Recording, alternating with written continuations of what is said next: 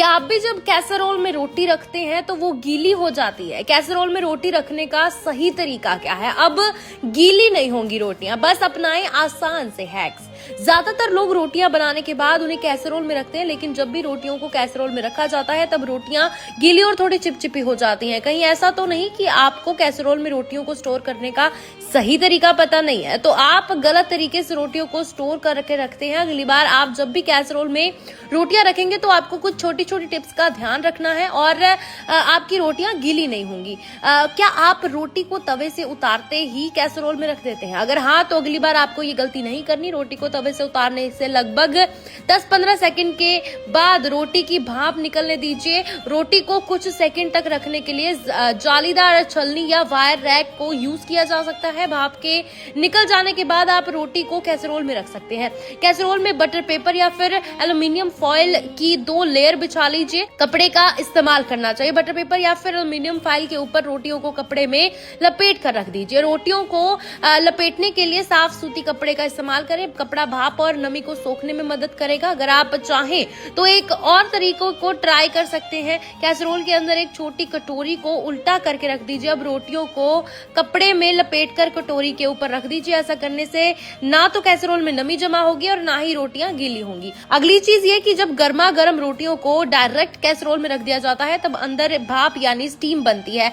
इसी स्टीम की वजह से रोटियां गीली होती हैं। जब कैसरोल से गर्म और सॉफ्ट रखी हुई रोटी को निकालकर सर्व किया जाता है तब तक रोटी गीली हो जाती है। रोटी का सारा स्वाद खराब हो जाता है। अगली बार रोटी का टेस्ट ना बिगड़े, इसलिए आपको कैसरोल में रोटी रखते समय इस तरह की छोटी छोटी टिप्स को जरूर फॉलो करना चाहिए। इस खबर में सुझाए गए टिप्स केवल आम जानकारी के लिए हैं। हम किसी भी प्रकार के दावे की प्रामाणिकता की पुष्टि नहीं करते। क्या आप भी जब कैसरोल में रोटी रखते हैं तो वो गीली हो जाती है? कैसरोल में रोटी रखने का सही तरीका क्या है? अब गीली नहीं होंगी रोटियां, बस अपनाएं आसान से हैक्स। ज्यादातर लोग रोटियां बनाने के बाद उन्हें कैसरोल में रखते हैं, लेकिन जब भी रोटियों को कैसरोल में रखा जाता है तब रोटियां गीली और थोड़ी चिपचिपी हो जाती हैं। कहीं ऐसा तो नहीं कि आपको कैसरोल में रोटियों को स्टोर करने का सही तरीका पता नहीं है, तो आप गलत तरीके से रोटियों को स्टोर करके रखते हैं। अगली बार आप जब भी कैसरोल में रोटियां रखेंगे तो आपको कुछ छोटी छोटी टिप्स का ध्यान रखना है और आपकी रोटियां गीली नहीं होंगी। क्या आप रोटी को तवे से उतारते ही कैसरोल में रख देते हैं? अगर हाँ, तो अगली बार आपको ये गलती नहीं करनी। रोटी को तवे से उतारने से लगभग 10-15 सेकंड के बाद रोटी की भाप निकलने दीजिए। रोटी को कुछ सेकंड तक रखने के लिए जालीदार छलनी या वायर रैक को यूज किया जा सकता है। भाप के निकल जाने के बाद आप रोटी को कैसरोल में रख सकते हैं।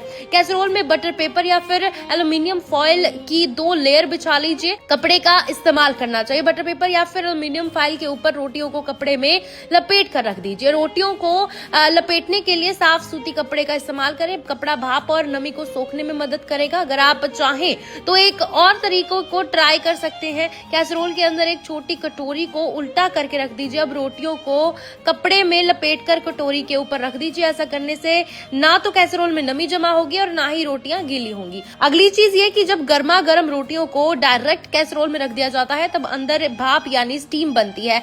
इसी स्टीम की वजह से रोटियां गीली होती हैं। जब कैसरोल से गर्म और सॉफ्ट रखी हुई रोटी को निकालकर सर्व किया जाता है तब तक रोटी गीली हो जाती है। रोटी का सारा स्वाद खराब हो जाता है। अगली बार रोटी का टेस्ट ना बिगड़े, इसलिए आपको कैसरोल में रोटी रखते समय इस तरह की छोटी छोटी टिप्स को जरूर फॉलो करना चाहिए। इस खबर में सुझाए गए टिप्स केवल आम जानकारी के लिए हैं। हम किसी भी प्रकार के दावे की प्रामाणिकता की पुष्टि नहीं करते।